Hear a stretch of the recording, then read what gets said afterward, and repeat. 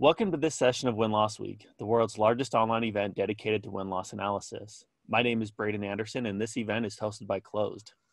We'd really like to thank the Competitive Marketing Summit, who's been a key partner to making this event such a success, so thanks to them. The title of this session is 5 Win-Loss Challenges to Overcome. We're joined by Ben Scheerer. As a member of Red Hat's portfolio marketing department, Ben leads several work streams in the product and competitive marketing across Red Hat's portfolio of open source software solutions. Before joining Red Hat, he's actually had a lot of experience in his 20 plus years at VMware, Quest Software, and in a number of different roles at CA Technologies. And he's also the co-founder of the Competitive Marketing Summit, which is a community of high-tech product and competitive marketing professionals. So Ben, thanks for being here today. We're really looking forward to what you'll share with us. Great. Thank you so much, Braden. Happy to be here. Thank you for inviting me to speak today. Hello, everyone. Today, I would like to quickly go through our agenda. We will hit on the 5 obstacles in detail and sum it up at the end. So this is really a presentation around my practical experience. So I'm not saying this is a right or wrong way of doing things, just sharing some maybe practical experience for the several win-loss programs that I've done in my career over several companies, and also, some best practices that I've gleaned over the course of several years. Let me go ahead and introduce myself, and we'll go into a little bit of what we look at or what we should consider for a win-loss program, and as well as dive deep into what we call what I call the 5 obstacles that I've encountered, and give you some insights. Maybe some of these obstacles we haven't fully figured out. So these are things that are ongoing and unique to your organizations, but just things to keep your eye out for and to plan for. And we'll go ahead and wrap it up. So a quick introduction, and Braden did cover some of this at the beginning. I have worked in high tech for quite a few years. Focus more on the software and the infrastructure side of the business or the market. I'm also a co-founder of the Competitive Marketing Summit. So the little word cloud on the right kind of shows a little bit about my experience and what I've been doing over the past several years. I want to really start this out by, showing a quote. The Art of War, everyone knows this book is kind of a strategy book and some good wisdom, but really, when you look at competitive, having all the information, having your kind of ducks in a row, being able to go and fight the battle before it even becomes a battle is important. And this is something we instill both in my own kind of philosophy around competition and competitive marketing, as well as something I enable our own salespeople into, engage competition early and often. So let's dive right into the obstacles. The first one I encounter is around sponsorship. What does that mean? Well, when you engage in an effective win-loss program, it's important to align your sponsors. You can't just go out and do this alone. You have to have sponsorship from management. You have to have sponsorship, from sales leadership, from executives on down. The first way I do this is obviously you build your business case. This can be, you can get some help with this from your vendor or your sponsor or your champion that you might be engaging with to develop a win-loss program. But it's, very important to lay down what, the business benefit is, but also what's in it for your influencers, what's in it for your champions, right? So for sales, it might be, hey, we can give you specific sales data back from these interviews that will help you refine your processes, sell more software, be able to align, for your next growth initiatives, that type of things.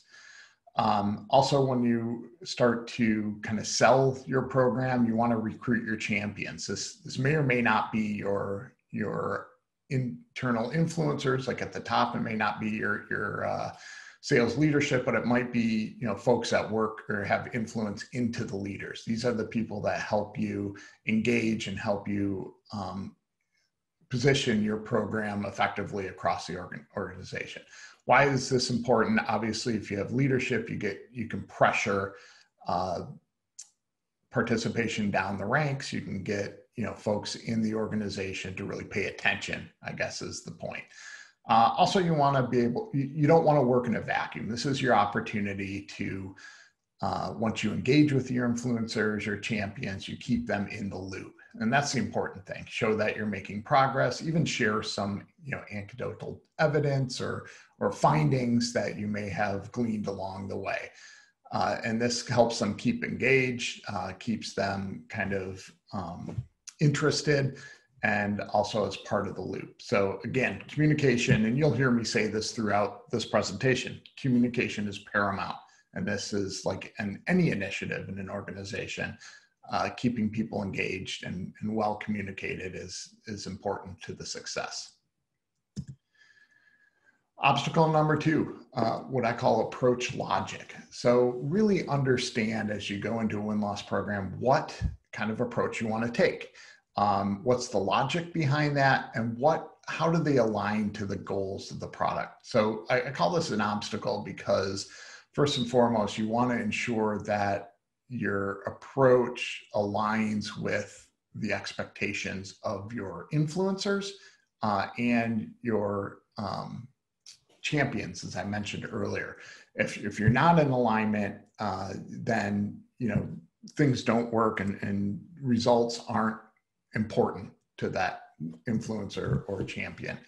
So by approach, I mean 2 different things. How you're going to approach your win-loss program. Is it going to be done in simplest terms? Are you going to do this internal? Are you going to go out and reach out to sales or the field-facing personnel who has had the deal directly and interview them and keep track of all that data? Or on the other side of the spectrum, are you going to go and engage with a vendor and have the vendor reach out to the customer directly and get the information directly from the customer and tabulate that and do the analysis, right? So I did a little chart here. So on one side of the spectrum, if you do it internally and do the outreach and do the interviews, in a time perspective, that can be done very quickly, right? You can do all this internally. You don't have to ask necessarily for permission at all levels, and you don't have to get it might be much easier to engage with a salesperson on their time rather than having to reach out to a customer directly. However, you get much less objectivity, right? Salesperson's going to tell you what they want to tell you, their view, right? And if it's a loss, they could say we lost to the competition, and essentially give reasons that don't reveal maybe the true causes of the loss that, of course, a customer might be able to provide you in a candid interview. So again, you lose kind of that objectivity on the right end of the spectrum, but that takes more time. So if you're in an agile type environment, high tech is a good representation of that, especially software, where we're turning out, new versions of software releases, constantly. Having this information very readily available to help, influence future direction of the product roadmap is paramount.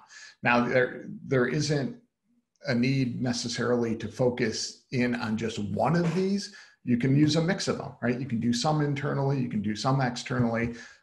This also dictates, how much time you have as well as budget.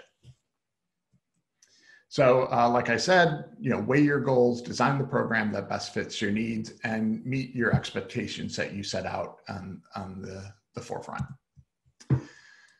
Third obstacle, gathering candidates. This is probably the largest obstacle I've ever encountered. I've done a very good job, I think, thinking through these programs, implementing them, getting my champions aligned, but it can be very difficult. And this has to do maybe a lot with what product or solutions you're after in your company, how large your company is, right? If you have one product, that's probably makes it a lot easier. But if you have many products or a suite of products, or you want to focus on a single technology, that adds a lot of complexity. So this is where it's very important to, define your goals up front. What products are you going after? What's your kind of target audience, or even your target sample set? And then second is to really build your robust candidate pipeline. Get a sense, with your vendor or even with your past experience or someone who's done win-loss at your company before, what it takes to get to an interview state with a customer, right? Is it, is it 10%? Is it 20%? So, every 10 candidates that you put in your candidate pipeline, you get one interview, or, could it be all the way up to 50, 60%?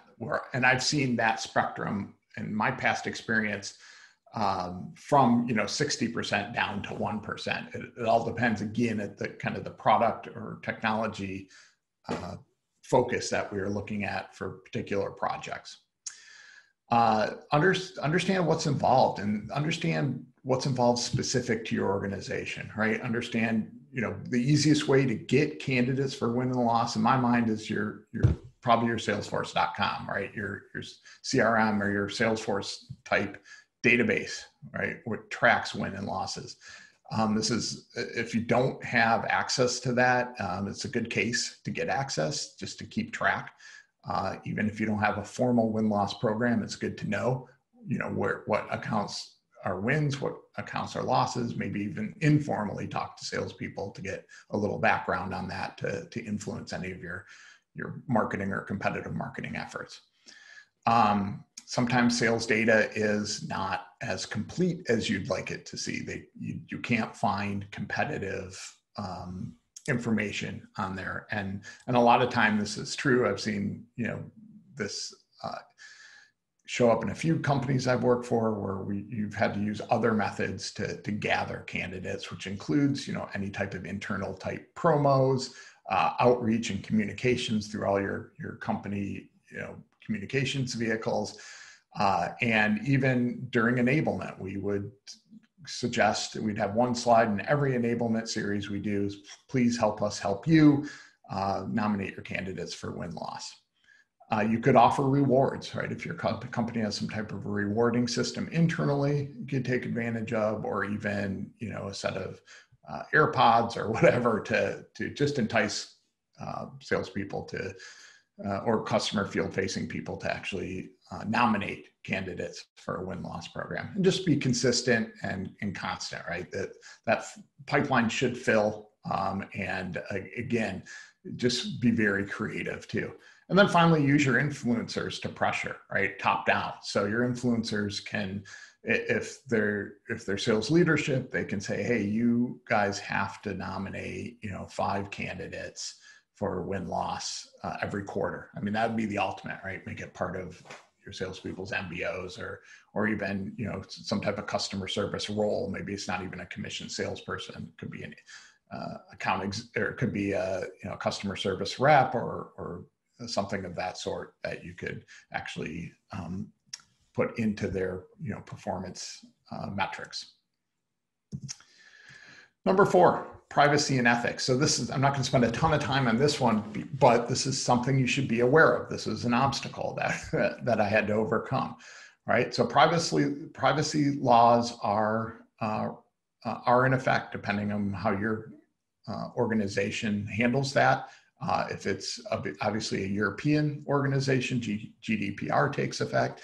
Even companies here in the US are adapting or adopting GDPR guidelines in anticipation that they do business obviously in Europe, or even adopting the same kind of policies and procedures in the US. So just be cognizant of any privacy laws that you may have in your company that prohibits you or a representative of your company to reach out to customers. And that's really what you want to be keen on. Working with a vendor should have some type of guideline or policy in place. So make sure you ask for that, and make sure your legal department or ethics department is aware what you're doing and how your vendor takes this into account. Also, take a look at your public sector rules. Could be an internal process or internal program that you may have, especially when you do business with state, local, and federal government. So, things like if you do a win-loss program, a lot of times you want to somehow reward the customer for participating in this program. And an easy way to do that is give them, a gift card. The customer, though, from a public sector most likely is not allowed to accept gifts. So alternative ways to do that is, giving to a charity of their choice, for example, something that they, get a benefit for participating in a win-loss interview. Just be aware what the rules are. If you can do that, that might even be internally, like I mentioned earlier, like if someone nominates a customer for a win-loss program and you're offering an internal reward of AirPods or cash equivalent, something like that, make sure that aligns with your own company policies, all right?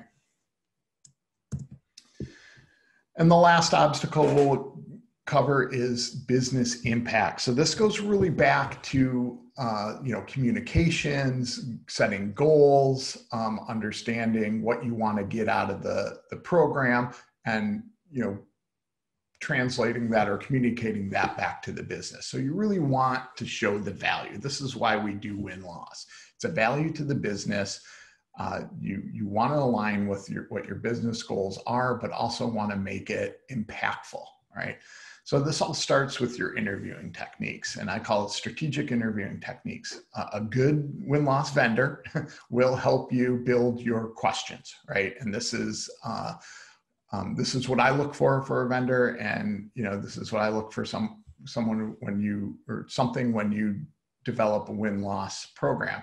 And this is really important because this is probably at the core of doing a successful program. And these techniques should be, your straightforward questions, but they shouldn't be leading questions. For example, you want to get the customer talking, and you want to get them to reveal things that you're not specifically looking for, right? So you want to kind of focus on the unexpected. You want to find those golden nuggets within their conversation.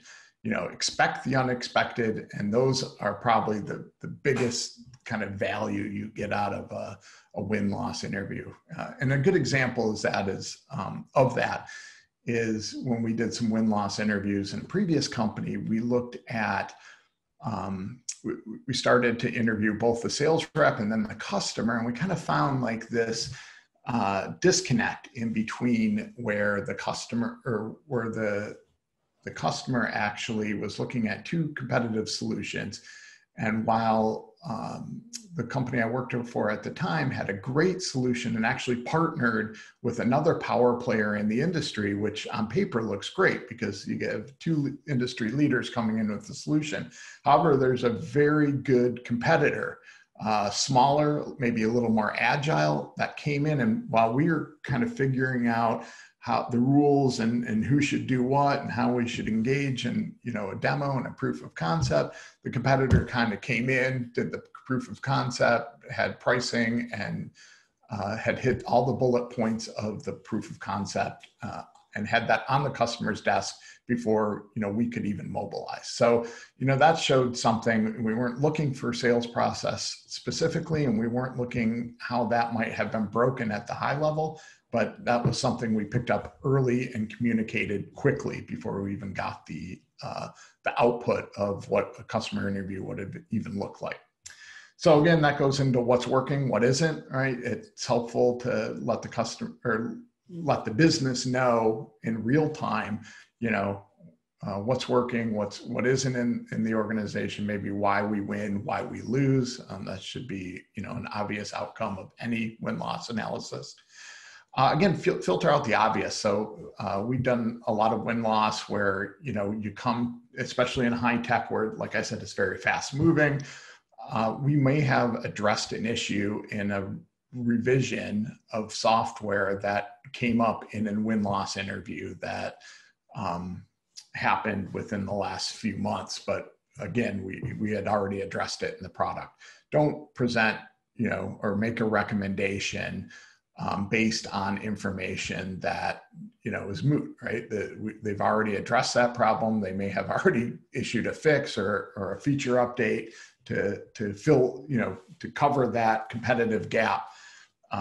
So that just makes you look out of touch, doesn't look like you're aligned with the product team. Ensure that, you review the findings with, your product teams before you communicate that, in a broader sense. So you really want to, communicate and provide recommendations and strategy based on, what we haven't, or what you haven't been able to find previously. So that's kind of what that means, right? Show the value, show what we don't know, and ensure that, even working with your champions and sponsors, that this isn't like already obvious. Now you can show things like, hey, great move in implementing this feature. Prior to implementing this feature, we saw so many customer inquiries about it and perhaps even lost money based on it.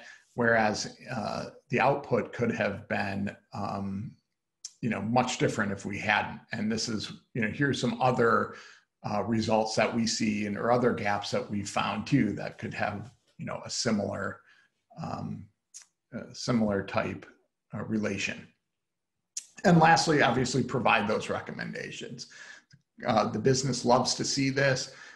You may or may not have any influence if, product management or development or whatever your process is, your development processes in your organization.